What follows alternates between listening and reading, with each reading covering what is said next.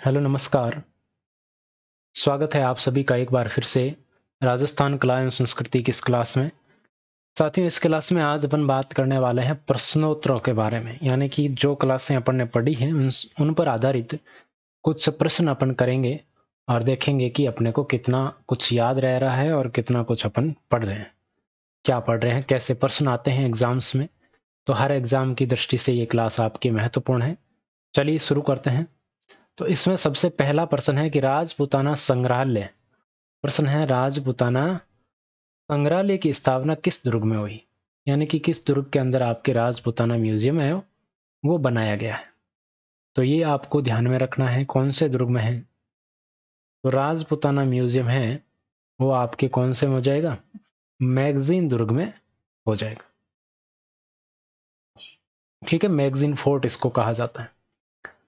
अब देखिए आगे बढ़ते हैं, बात करते हैं अगले प्रश्न की। अगला प्रश्न क्या है, तो अगला प्रश्न है शुक्र नीति के अनुसार किस श्रेणी के दुर्ग को सर्वश्रेष्ठ दुर्ग माना जाता है। मैंने आपको पढ़ाया था किसके अनुसार, शुक्र नीति के अनुसार। शुक्र नीति के अनुसार दुर्गों की 9 श्रेणियां बताई गई थी, यानी कि दुर्ग जितने भी हैं उनको कितनी श्रेणियों में बांटा गया, तो शुक्र नीति के अनुसार 9 श्रेणियां बताई। और उन 9 श्रेणियों में आपके कौन सा है वो सर्वश्रेष्ठ है, ये आपको बताना है। तो यहां पर देखिए आपका आंसर क्या हो जाएगा, सर्वश्रेष्ठ दुर्ग किसको माना जाता है, तो ये माना जाता है सैन्य दुर्ग को। कौन से दुर्ग को, सैन्य दुर्ग को। और सैन्य दुर्ग कौन सा होता है, ऐसा दुर्ग जिसमें सैनिक निवास करते हो। तो सैनिक निवास करते हो जिसमें क्या करते हो, सैनिक निवास करते हो, तो वो क्या कहलाते हैं, सैन्य दुर्ग कहलाते हैं। अब सैनिक जहां निवास करते हैं तो वो दुर्ग तो मजबूत ही रहेगा, क्योंकि उस पर कोई आक्रमण होगा तो सैनिक संभाल लेंगे अपने आप। तो इस कारण से सुरक्षा की दृष्टि से आपके सैन्य दुर्ग को महत्वपूर्ण सर्वश्रेष्ठ बताया गया। किसके अनुसार है, ये बात कर रहे हैं शुक्र नीति के अनुसार। अगर आपसे पूछ ले कि क्या, कि मनुस्मृति और कौटिल्य के अनुसार, तो वो भी आपको ध्यान में रखना है। मनुस्मृति व कौटिल्य के अनुसार श्रेष्ठ दुर्ग, कौन से दुर्ग को श्रेष्ठ माना जाता है, तो कौटिल्य और मनुस्मृति के अनुसार गिरि दुर्ग को। अब इनको मानने के अपने अपने पर निर्भर करता है। इन्होंने गिरि दुर्ग क्यों माना, इन्होंने गिरि दुर्ग, कौटिल्य ने 4 श्रेणियां बताई थी, गिरि, औदुक, वन और धानवन। उसमें सैन्य दुर्ग श्रेणी नहीं थी, तो इसलिए उन्होंने क्या, गिरि दुर्ग को महत्वपूर्ण मान लिया। गिरि दुर्ग मतलब जो पहाड़ी पर स्थित होता है। अब पहाड़ी पर स्थित होगा तो वहां पर दुश्मन का पहुंचना क्या हो जाता है, थोड़ा मुश्किल हो जाता है। तो इस कारण उन्होंने गिरि दुर्ग को सर्वश्रेष्ठ मान लिया। यहां पर आपका आंसर क्या हो जाएगा, सैन्य दुर्ग। गिरि दुर्ग जो पहाड़ी पर स्थित हो, सैनिक दुर्ग जहां सैनिक निवास करते हो। और औदुक दुर्ग कौन सा होता है, औदुक कह दो या फिर जल दुर्ग कह दो, जो नदियों के संगम पर स्थित हो। ठीक है। और धानवन दुर्ग कौन सा हो जाता है, जो आपके समतल है भूमि पर निर्मित हो, जैसे जूनागढ़ है बीकानेर का। औदुक दुर्ग जैसे गागरोन का दुर्ग है। गिरि दुर्ग जो पहाड़ी पर जैसे मेहरानगढ़ हो गया। तो इस प्रकार आपको ध्यान में रखना। आगे बढ़ते हैं। अगला प्रश्न है तारागढ़ दुर्ग अजमेर को अन्य किन नामों से जाना जाता है। तारागढ़ दुर्ग अजमेर की बात करें तो इसको अन्य किन नामों से जाना जाता है। तो यहां पर आपको ध्यान में रखना, ये जो है तारागढ़ दुर्ग, ये राजस्थान के बीचों बीच में स्थित है। जैसे अगर राजस्थान की बात करें तो राजस्थान इस प्रकार से राजस्थान का मैप बनता है। ये भी आपको समझाने की दृष्टि से है, ठीक है, ये आपको समझाने की दृष्टि से मैंने बनाया। और बीच में आपके अजमेर पड़ता है। तो एक तो ये क्या हो जाएगा, राजस्थान का हृदय इसको कहा जाता है, राजपूताना की कुंजी इसको कहा जाता है, और राजस्थान का मध्य दुर्ग इसको कहा जाता है। अब यहां पर पहला ऑप्शन है कि राजस्थान का प्रवेश द्वार। तो राजस्थान का प्रवेश इसमें कैसे हो सकता है, ये तो बीच में स्थित है, तो यहां पर कोई प्रवेश द्वार नहीं हो सकता। प्रवेश द्वार की बात करते हैं तो आपको ध्यान में रखना है कि उत्तरी का प्रवेश द्वार है वो बटनेर है। उत्तर में कौन है, यहाँ पर बटनेर है। पूर्व में कौन है, पूर्व का प्रवेश द्वार लोहागढ़ है, या पूर्व का प्रहरी भी इसको कहा जाता है। और आपके दक्षिण की अगर बात करें तो यहाँ पर आपके दक्षिण में कौन है, चित्तौड़गढ़ है। पश्चिम में कौन है, तो पश्चिम में यहाँ पर जैसलमेर है। ठीक है, तो ये सारी बातें आपको ध्यान में रखनी है। और बीच में कौन सा है, तारागढ़। तो इस प्रकार राजस्थान में बहुत सारे दुर्ग हैं। आगे बढ़ते हैं, अगले प्रश्न की बात करते हैं। अगला प्रश्न है, राजस्थान का कौन सा दुर्ग मिट्टी से निर्मित दुर्ग है। तो राजस्थान के 2 दुर्ग हैं। कौन कौन से, एक का नाम है लोहागढ़, जो कि कहां पर स्थित है, भरतपुर में स्थित है। और दूसरे का नाम है भटनेर दुर्ग। कौन सा है, भटनेर दुर्ग, जो कि कहां पर स्थित है, हनुमानगढ़ में स्थित। सूरज सिंह के द्वारा इसका नाम बदलकर हनुमानगढ़ किया गया था, क्योंकि जिस दिन सूरज सिंह ने इस किले पर अधिकार किया था भटनेर पर, उस दिन वार मंगलवार था। लोहागढ़ भरतपुर की बात करें या फिर अपन करें हनुमानगढ़ के भटनेर दुर्ग की, ये दोनों ही दुर्ग क्या है, आपके मिट्टी से निर्मित है। किससे निर्मित है, मिट्टी से बने हुए दुर्ग हैं, मिट्टी से निर्मित। ठीक है, तो आपका आंसर सी ऑप्शन हो जाएगा। आगे बढ़ते हैं, अगला देखिए, काव्य रचना में जैसलमेर के सोनारगढ़ दुर्ग के लिए किस शब्द का प्रयोग किया गया। तो ये महत्वपूर्ण चीज है कि जैसलमेर के सोनारगढ़ दुर्ग के लिए काव्य रचना में किस शब्द का प्रयोग किया गया। जैसे अपन पढ़ते हैं ना कि राजस्थान शब्द का सर्वप्रथम किसने प्रयोग किया, राजपूताना शब्द का सर्वप्रथम किसने प्रयोग किया, रायथान का किसने किया। इसी प्रकार आपको ध्यान में रखना है कि सोनारगढ़ जो दुर्ग है, इसके लिए काव्यों में जो काव्य की कृतियां हैं, रचनाएं हैं, उनमें किस शब्द का प्रयोग किया गया सोनारगढ़ के लिए। तो देखिए यहां पर बात करते हैं अपन, यहां पर आपके सामने है त्रिकुटगढ़। क्या है, त्रिकुटगढ़ इसको कहा जाता है, गलियों का किला इसको कहा जाता है, गोरागढ़ इसको कहा जाता है, और इसको राजस्थान का अंडमान भी कहते हैं। सोनारगढ़ की बात करें, देखो मैं सारे नाम आपको बता देता हूं। सोनारगढ़ को और क्या क्या कहा जाता है, कहां पर स्थित है, जैसलमेर में स्थित है। सोनारगढ़ को कहा जाता है गोहरागढ़। क्या कहा जाता है, गोहरागढ़ कहा जाता है। इसी को कहा जाता है राजस्थान का अंडमान। क्या कहा जाता है, राजस्थान का अंडमान इसको कहा जाता है। इसी को कहा जाता है स्वर्णगिरी। सुवर्णगिरी अलग है, वो जालोर वाला हो जाएगा, ये स्वर्णगिरी है। इसको कहा जाता है जैसाणगढ़। क्या कहा जाता है, जैसाणगढ़। तो ये जो जैसाणगढ़ है ये आपके लिए महत्वपूर्ण है, क्योंकि काव्य रचनाओं में सोनारगढ़ के लिए जैसाणगढ़ शब्द का प्रयोग किया गया। ठीक है, इसका निर्माण जैसल भाटी के द्वारा 1155 में करवाया गया था। पूर्ण इसको सालीवान के द्वारा करवाया गया। ये दानवन श्रेणी में आता है, और प्रवेश द्वार इसका अक्षय पौल कहलाता है। ये सारी बातें आपको पता होनी चाहिए। पश्चिम का प्रहरी इसको कहा जाता है। कौन सा जैसलमेर दुर्ग में स्थित नहीं है, यानी कि नीचे जो महल और मंदिर दिए गए हैं उनमें कौन सा है जो जैसलमेर के दुर्ग में स्थित नहीं। पहला यहां पर लिखा गया आदिनाथ मंदिर, ये जैसलमेर दुर्ग में स्थित जैन मंदिर है, तो ये आपको ध्यान में रखना है। ठीक है, और ये इस दुर्ग का सबसे प्राचीन मंदिर है। ये क्या है, इस दुर्ग का सबसे प्राचीन मंदिर। ठीक है, दूसरा आपको ध्यान में रखना लक्ष्मीनाथ जी का मंदिर। ये लक्ष्मीनाथ मंदिर है, ये भी आपके यहाँ पर स्थित है। और ये जो खास बात है कि ये जैसलमेर के जो शासक हैं, जैसलमेर के शासकों के क्या है, आराध्य देव है। शासकों के आराध्य देव कौन है, लक्ष्मीनाथ जी।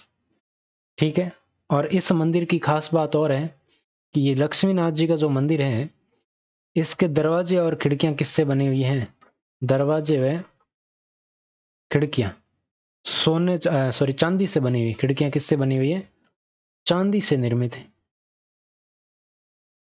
किससे निर्मित है, चांदी से निर्मित है। ये बात आपको ध्यान में रखनी।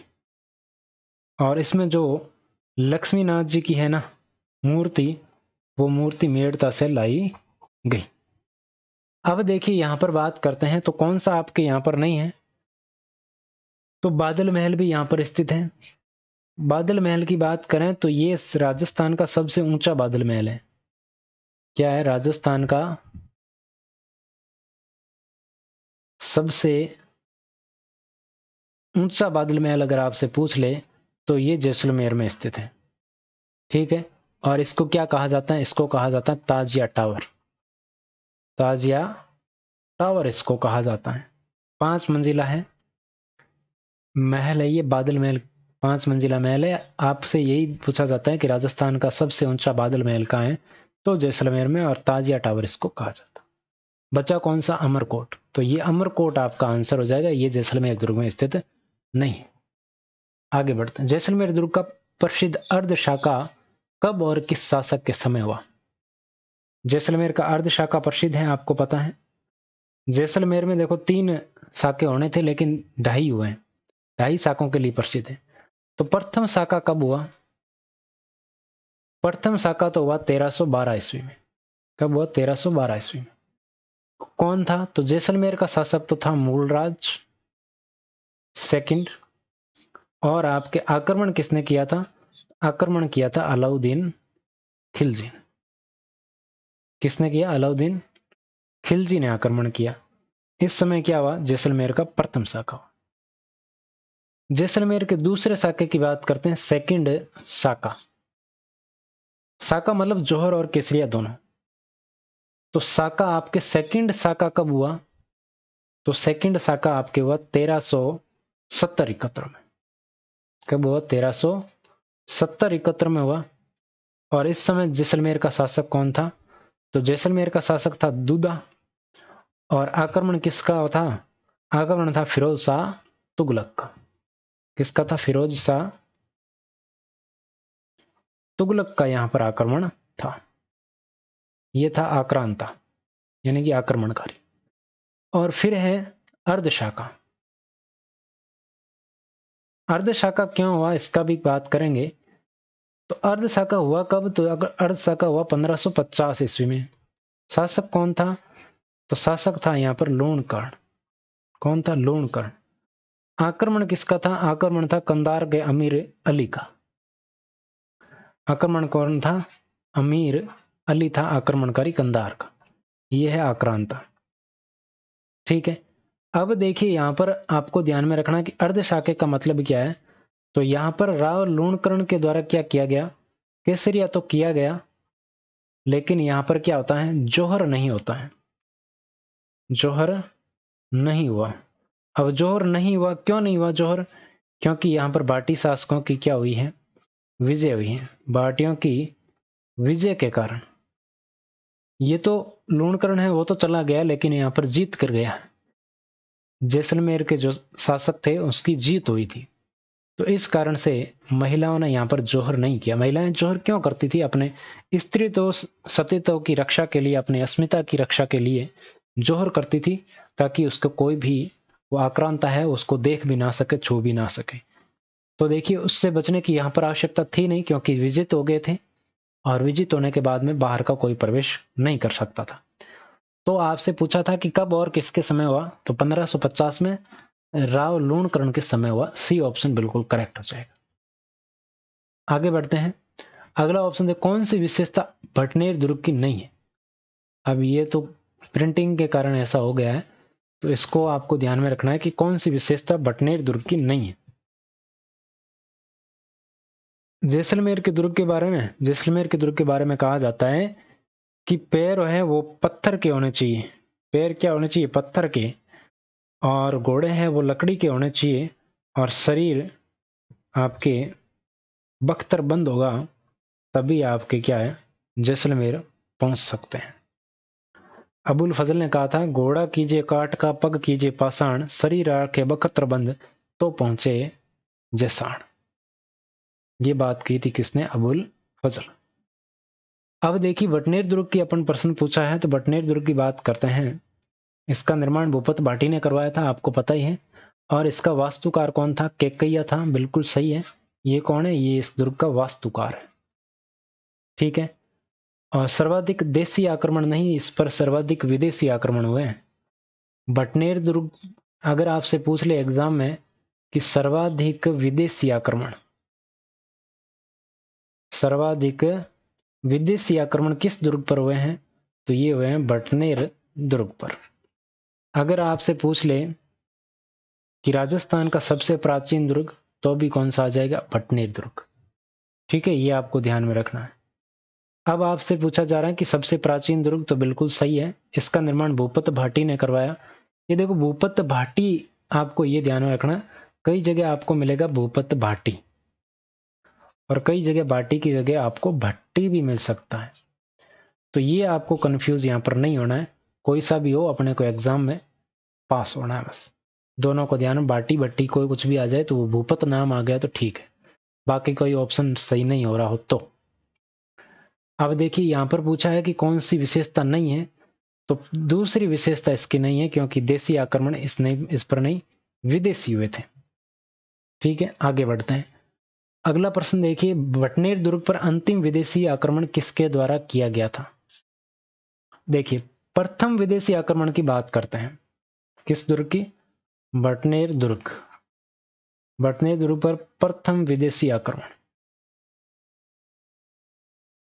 कौन सा आक्रमण? प्रथम विदेशी आक्रमण। तो प्रथम विदेशी आक्रमण हुआ था महमूद गजनवी के द्वारा।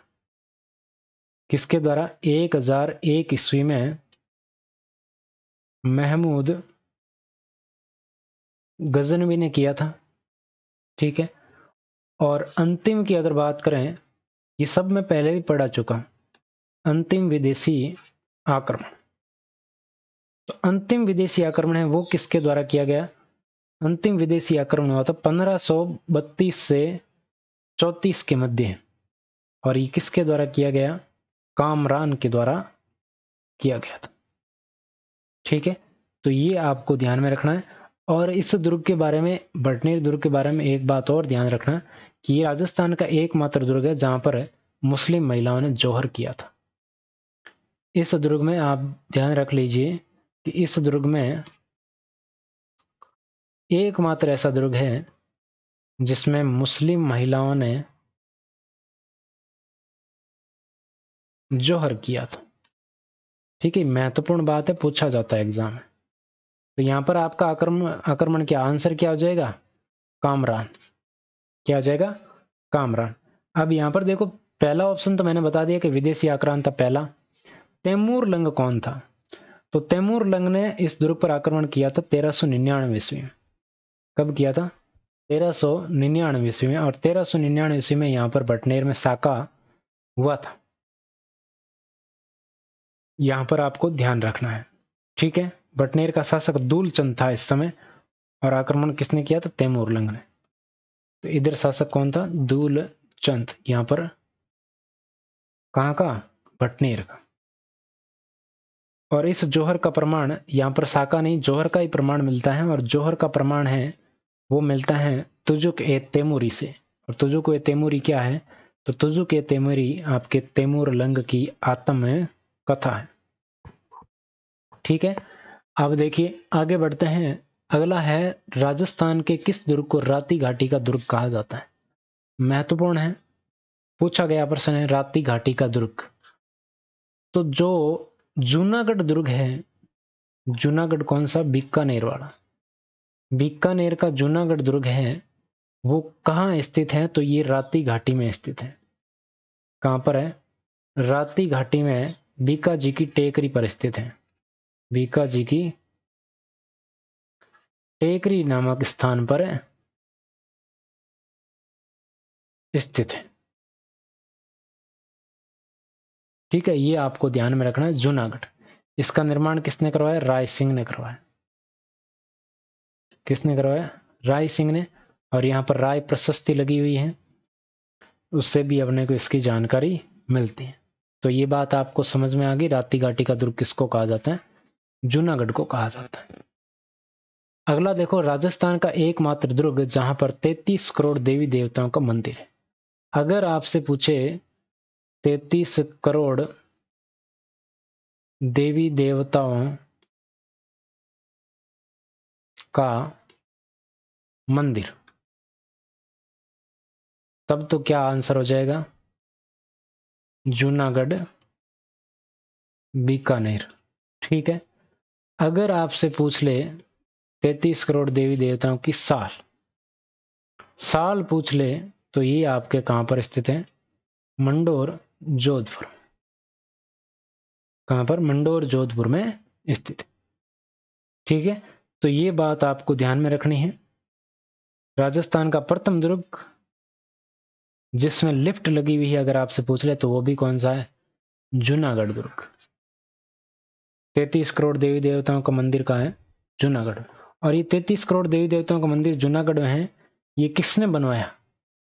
तो ये मंदिर बनवाया था अनूप सिंह ने। किसने? अनूप सिंह यहाँ का शासक रहा है। और ये जो 33 करोड़ देवी देवताओं की मूर्तियां हैं, ये मूर्तियां आपके धातु से बनी हुई है। मूर्तियां किससे बनी हुई है? मूर्तियां आपके धातु से निर्मित हैं। तो मैं लिख देता हूं मूर्तियां धातु से बनी है। ठीक है, आगे बढ़ते हैं, अगले प्रश्न की बात करते हैं। जूनागढ़ बीकानेर दुर्ग में निम्नलिखित में से कौन सा महल स्थित नहीं है? तो शार्दुल महल यहां पर स्थित है। कौन सा महल? शार्दुल महल स्थित है। अनूप महल स्थित है। राजविलास महल भी स्थित है, जिसका निर्माण गंगा सिंह ने करवाया था। इस राजविलास के बारे में आपको ध्यान रखनी कुछ बातें। निर्माण किसने करवाया? तो निर्माण बीकानेर शासक गंगा सिंह ने करवाया। और यहाँ पर गंगा सिंह का आपके सोने चांदी से निर्मित बेड, सोफा और वेशभूषा स्थित है। इस दुर्ग में क्या स्थित है? सोने चांदी से निर्मित बनी हुई बेड, सोने के लिए सोफा व वेशभूषा स्थित है। किसमें? राजविलास महल। अनूप महल अनूप सिंह ने बनाया, शार्दुल महल शार्दुल सिंह ने बनाया। और यहां पर अगर बात करें राजविलास महल की तो यह बनाया गंगा सिंह। तो इनमें से कोई नहीं आपका आंसर हो जाएगा। बीकानेर के राजाओं का राज्याभिषेक किस जाति के द्वारा किया जाता था? तो अभी अपन ने पढ़ा अनूप महल। कौन सा महल? अनूप महल की अपन ने बात की। और अनूप महल का निर्माण मैंने बताया आपके किसने करवाया? अनूप सिंह ने करवाया। और यहीं पर आपके क्या होता था? बीकानेर के राजाओं का राज्याभिषेक। बीकानेर के राजाओं का राज्याभिषेक। ठीक है, और ये राज्याभिषेक कौन करता था? तो ये गोदारा जाति के द्वारा किया जाता था।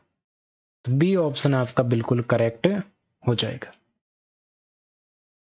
ठीक है, अगर एक प्रश्न और बनता एलपी टेसिटोरी, एलपी टेसिटोरी की कर्म भूमि पूछे तो वो भी बीकानेर है। जूनागढ़ दुर्ग बीकानेर का वास्तुकार कौन था? जूनागढ़ दुर्ग बीकानेर का वास्तुकार कौन था? अभी जूनागढ़ दुर्ग बीकानेर है, इसके वास्तुकार की बात करते हैं। वास्तुकार इसका था करमचंद। ठीक है, इस दुर्ग की बात करें तो इसको कहा जाता है जमीन का जेवर। क्या कहा जाता है? जमीन का जेवर इसको कहा जाता है। श्रेणी कौन सी में आएगा? ये समतल भूमि पर स्थित है, तो ये आता है धानवन श्रेणी। इसके चारों ओर परकोटा भी है और इस दुर्ग के चारों ओर खाई भी है। तो आप 3 श्रेणियों में भी इसको रख सकते हो। पारिख दुर्ग, पारिद दुर्ग दोनों में रख सकते हो, और तीसरी धानवन श्रेणी। तो सी ऑप्शन आपका बिल्कुल करेक्ट हो जाएगा। केकिया का अपन ने बात की थी, ये कौन से दुर्ग है? बटनेर। मंडन और जैता आगे आएंगे तब बात करें। सोने की नक्काशी हेतु प्रसिद्ध बादल महल। अभी अपन ने बादल महल की बात की। राजस्थान का सबसे ऊंचा बादल महल कहां था? जैसलमेर। ठीक है, अभी बात कर रहे हैं सोने की नक्काशी हेतु प्रसिद्ध बादल महल कहां पर है? जूनागढ़ में। जूनागढ़, और जूनागढ़ कहां है? बीकानेर। तो ये आपको ध्यान में रखना है। बादल महल है, सोने की नक्काशी कार्य हेतु प्रसिद्ध है। ये कहां पर है? जूनागढ़ बीकानेर में स्थित है। आगे बढ़ते हैं, अगला प्रश्न है पंचेटिया पहाड़ी पर स्थित दुर्ग है। पंचेटिया पहाड़ी, पंचेटिया पहाड़ी पर कौन सा दुर्ग स्थित है ये आपको बताना। तो पंचेटिया मिल जाएगा आपको, और या फिर मिल जाएगा आपको पंचेतिया, पंचेतिया पहाड़ी। और इसी पहाड़ी को कहा जाता है क्या? क्या कहा जाता है? चिड़िया टोक पहाड़ी। चिड़िया टोक पहाड़ी। और यहाँ पर कौन सा दुर्ग स्थित है? मेहरानगढ़ दुर्ग। यहाँ पर 2 लोगों को जिंदा चुन दिया गया था, राजिया व एक का नाम है मेहर सिंह।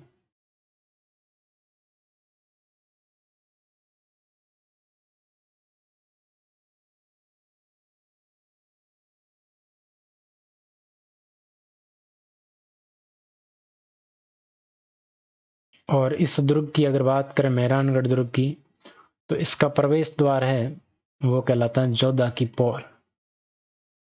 क्या कहलाता है? जोधा की पौड़ कहलाता। तो पंचेटिया पहाड़ी पर कौन सा दुर्ग स्थित है? मेहरानगढ़ दुर्ग। अगला है, मेहरानगढ़ दुर्ग जोधपुर को अन्य किस नाम से भी जाना जाता? तो मेहरानगढ़ की बात करें तो मेहरानगढ़ को कहा जाता है, देखो मैं लिख देता हूं सारे के सारे नाम, मेहरानगढ़ के उपनाम या अन्य नाम। अन्य नाम के अंतर्गत एक आपको ध्यान रखना, विहंगगढ़। ठीक है। एक आपको ध्यान में रखना है, मारवाड़ का सिरमौर।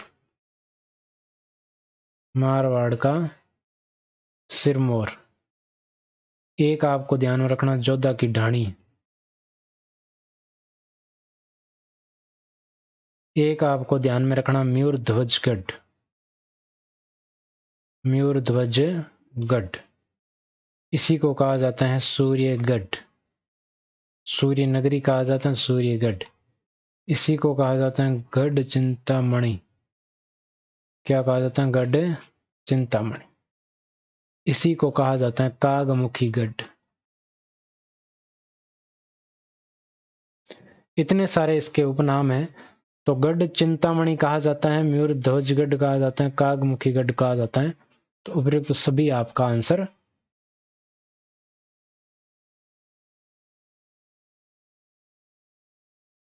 हो जाएगा। ठीक है। पंचेट या पहाड़ी पर स्थित है तो गिरिदुर्ग में आएगा भाई। अगला है, मेहरानगढ़ में स्थित महल है। मेहरानगढ़ में फतेह महल स्थित है, श्रृंगार चौकी महल स्थित है। और इसके बारे में आपको ध्यान में रखना है कि जोधपुर के राजाओं का राज्याभिषेक होता था। जोधपुर के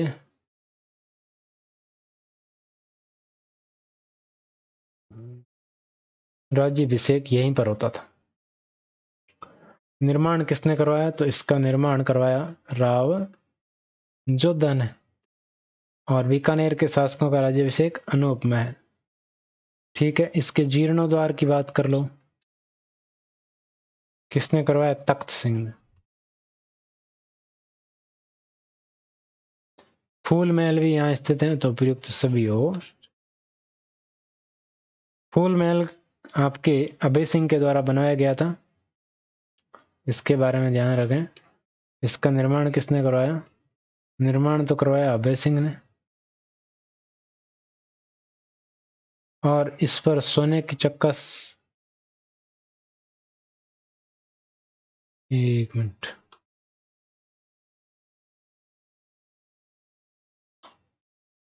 इस पर क्या की गई? सोने की नक्काशी हेतु प्रसिद्ध है ये। मेहरानगढ़ में स्थित फूल महल है और सोने की नक्काशी हेतु प्रसिद्ध है।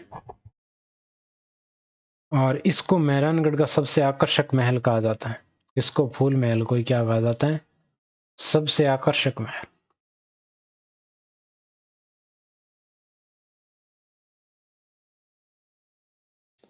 आंसर आपका डी ऑप्शन हो जाएगा।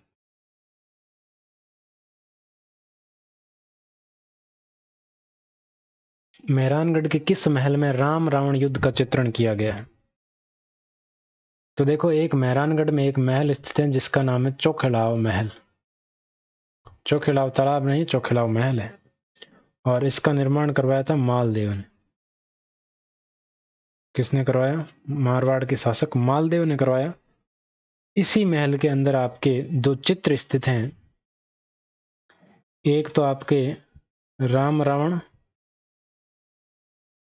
युद्ध प्लस दूसरा चित्र है आपके सप्तसती का। किसका? सप्तशती का चित्र स्थित है। और यही है आपके जोधपुर चित्रशैली का प्रथम चित्र। ये क्या है? जोधपुर चित्र शैली का प्रथम चित्र। तो ये कौन से में है? चौकेलावा महल में। बी ऑप्शन आपका आंसर हो जाए।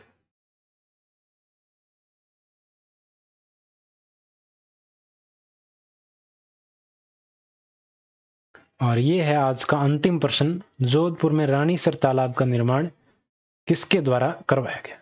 इसका आपको आंसर देना है कमेंट करके। कमेंट बॉक्स में आपके आंसर का मुझे इंतजार रहेगा। और लाइक, शेयर और सब्सक्राइब ये काम आपको करना है। मैंने अपना काम कर दिया, अब ये काम आपको करना। ठीक है, तो आज के लिए इतना ही। क्लास कैसी लगी कमेंट करके जरूर बताएं और इस प्रश्न का आंसर जरूर दें। लाइक करें, शेयर करें, यूट्यूब पर देख रहे हैं तो सब्सक्राइब भी करें। Thank you very much. Telegram पर नहीं जुड़े हैं तो जुड़ सकते हैं, ये आपके सामने।